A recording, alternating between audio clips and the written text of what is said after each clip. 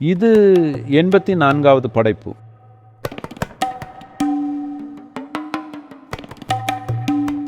இந்த 84 படைப்புகளோட ஞாபகம் இன்னும் உங்கள் உடம்புல இருக்குது.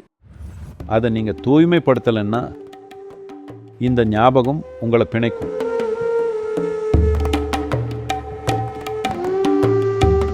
இந்த அடிப்படையில் தான் இந்த 84 ஆசனங்கள். ஒரே ஒரு ஆசனம் போதும், நீங்கள் அது மேலே ஆளுமை உருவாக்கணும்.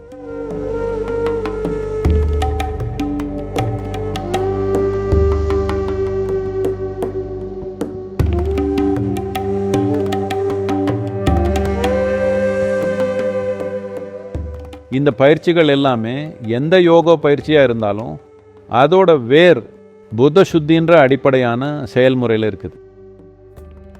அதை பூத சுத்தின்னு சொல்லுவோம். அடிப்படையில் பூத் சுத்தின்னா உங்கள் உடலமைப்பில் இருக்கிற பஞ்சபூதங்களை சுத்தப்படுத்துறது. பஞ்சபூதங்கள் 5 இருக்குது, ஆனால் அதில் 4 தான் சுத்தப்படுத்தணும். 5வது உங்களுக்கு பஞ்சபூதங்கள் என்னன்னு தெரியும். நிலம், நீர், காற்று, நெருப்பு, ஆகாயம். ஆகாயத்துக்கு சுத்தப்படுத்துறதுக்கு எதுவும் இல்லை. இந்த 4க்கு மட்டும்தான் கவனம் கொடுக்கணும். உங்கள் உடம்பு இந்த பஞ்சபூதங்களோட ஒரு விளையாட்டு. பூமியே இந்த பஞ்சபூதங்களோட விளையாட்டு தான். படைப்பு முழுக்க இந்த பஞ்சபூதங்களோட விளையாட்டு தான். அதனால் அடிப்படையாக யோக முறைன்றது இந்த பஞ்சபூதங்களை சரியாக கையாளுறதுக்கானது. இந்த 4 அல்லது 5 தத்துவங்களும் நம்ம உடலமைப்பில் சரியாக நடந்துக்கிட்டால் உங்களை பற்றின எல்லாமே சரியாக இருக்கும். உங்கள் உடம்பில் 72% நீர் தெரியுமா? இன்னொரு 12% நிலம், இன்னொரு 6% காற்று, இன்னொரு 4% நெருப்பு, மீதி இருக்கிறது ஆகாயம். இந்த உடம்பு இப்படித்தான் கட்டமைக்கப்பட்டிருக்கு. அதனால பஞ்சபூதங்கள் ஒவ்வொன்றுக்கு ஒவ்வொரு விதமான ஆன்மீக சாதனை இருக்குது. 4 பூதங்களுக்கும் இருக்குது, 5வதுக்கும் இருக்குது. 5வதுக்கானது அது மேல ஒரு தாக்கத்தை ஏற்படுத்துறதுக்கான சாதனா, சுத்தம் செய்யறதுக்கானது இல்லை. அதனால நீங்க போதுமான அளவு பூத சுத்தி செஞ்சீங்கன்னா, அதாவது நீங்க இந்த பஞ்சபூதங்களை போதுமான அளவு சுத்தப்படுத்தினா, அப்போ நீங்க பூத சித்தின்ற நிலையை அடைவீங்க. அப்படின்னா உங்களுக்கு இந்த 5 பூதங்கள் மேலேயும் ஆளுமை இருக்கும்.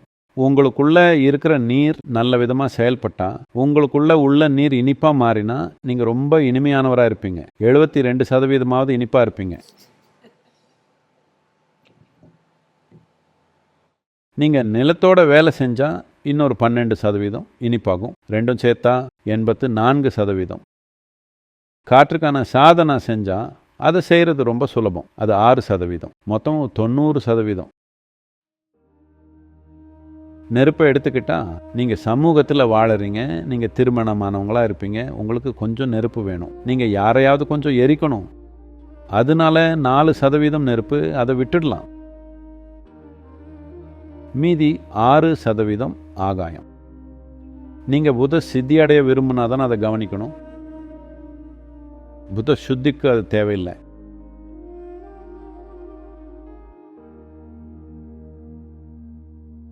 இப்போ படைத்தல் இருக்கிற நிலையில் 84ன்றது ஒரு மகத்துவமான எண்.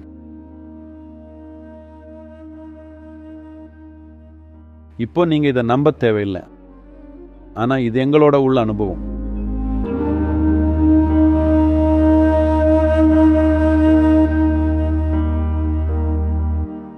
In our experience, எங்க அனுபவத்தில் இது 84வது படைப்பு. 83 முறை இது நடந்து தன்னைத்தானே அழிச்சிருக்கு. இது 84வது முறை.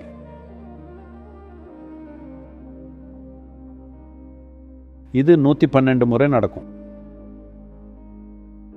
கடைசியாக நடக்கிறது பொருள் தன்மை சார்ந்ததாக இருக்காது. அதனால இந்த அடிப்படையில் தான் உங்களுக்கு 112 சக்கரங்கள் இருக்குது. அதில் 84 ரொம்ப முக்கியமானது. யோகத்தில் 84 ஆசனங்கள் இருக்கு. அடிப்படை ஆசனங்கள் 84 இருக்கு. ஏன்னா நீங்கள் புத்த சுத்தி செய்ய விரும்பினா, நீங்கள் பஞ்சபூதங்களை தூய்மைப்படுத்த விரும்புகிறீங்க. நீங்கள் அதை பழைய பதிவுகளில் இருந்து தூய்மைப்படுத்துறீங்க. நீங்கள் உங்கள் உடலமைப்பில் ஆழமாக பார்த்தா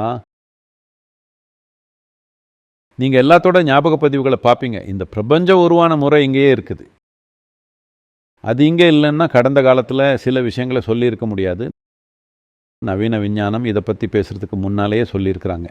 உதாரணத்துக்கு நீங்கள் பால் ஸ்டைன்ஹார்ட் பற்றி கேள்விப்பட்டிருக்கீங்களா? பால் ஸ்டைன்ஹார்ட் ஒரு புத்தகம் எழுதினார். அது தோராயமாக போன 3 வருஷத்தில் ரொம்ப பிரபலமாயிருச்சு. இந்த புத்தகம் முடிவில்லாத பிரபஞ்சம்னு அழைக்கப்படுது. கொஞ்ச காலத்துக்கு முன்னால் வரை நவீன விஞ்ஞானத்தில் பிரபஞ்சம் எங்கேயோ ஆரம்பிக்குது, எங்கேயோ முடியுதுன்னு நம்பினாங்க. முதல் முறையாக அது முடிவற்றதுன்ற ஒரு தத்துவத்தை முன்வைக்கிறாங்க. யோக மரபில் நாங்கள் எப்போதுமே இந்த பிரபஞ்சம் முடிவில்லாமல் விரிவடைஞ்சிட்டே இருக்குன்னு சொல்லி வந்திருக்கோம். நீங்கள் சாலிகிராமத்தோட சின்னத்தை பார்த்துருக்கீங்களா? அது முடிவில்லாமல் விரிவடைகிற பிரபஞ்சத்தோட சின்னம். அவர் அதை பார்த்தாரு. நான் கடந்த சில வருஷங்களாக அவரோட பேசிகிட்டு இருக்கேன். அவர் பெருவெடிப்பு எப்படி நடந்துச்சுன்னு கம்ப்யூட்டரில் சித்தரிக்கப்பட்ட சில படங்களை எனக்கு காட்டினார். நான் அதை பற்றி கேட்டேன். அவர் ஒரு வெடிப்புக்கு மேலே நடந்திருக்கணும்னு சொன்னார். யோக மரபில் இது எப்படி 84வதுன்றதுக்கு பல விஷயங்கள் சொல்லப்பட்டிருக்கு. பல சின்னங்கள் இருக்குது, அல்லது உடம்பில் பல அம்சங்கள் இருக்குது. இந்த 84 படைப்புகளோட ஞாபகங்கள் இன்னும் இந்த உடம்புல இருக்கிறது. அது தெளிவாக சொல்லுது. இது இந்த பிரபஞ்சத்தோட ஒவ்வொரு அணுலையும் இருக்குது. அதனால நீங்கள் தூய்மைப்படுத்த நினைக்கிறது இந்த ஞாபக பதிவுகளில் இருந்து சுத்தப்படுத்த நினைக்கிறீங்க. ஏன்னா இந்த பதிவுகள் உங்களை பிணைக்குது. இந்த பதிவுகள் உங்களுக்கு நீங்கள் இந்த படைப்புக்கு சொந்தமானவருன்ற உணர்வை தருது. அதே சமயம் அது உங்களை பிணைக்குது, அது உங்களை போக விடாது. அதனால நீங்கள் விரும்பினாலும் விரும்பலைனாலும்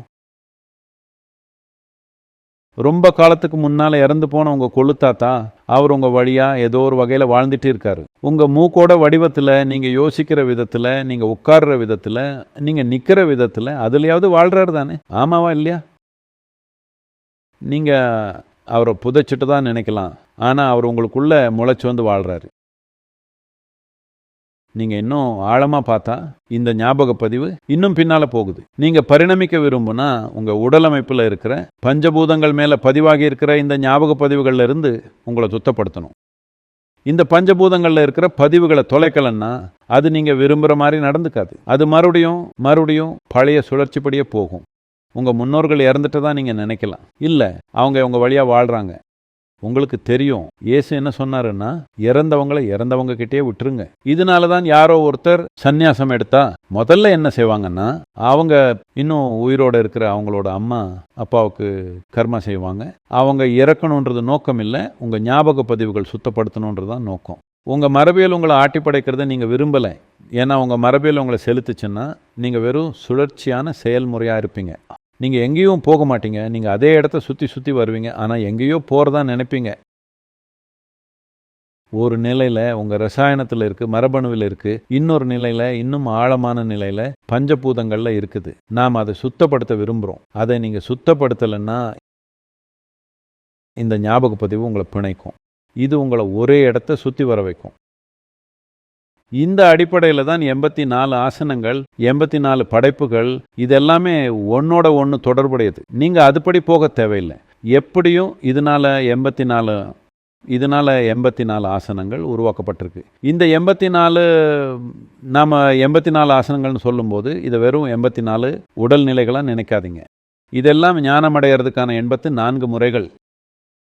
ஒரு யோகி ஒரு ஆசனத்து மேலே மட்டும்தான் ஆளுமை உருவாக்குவார்.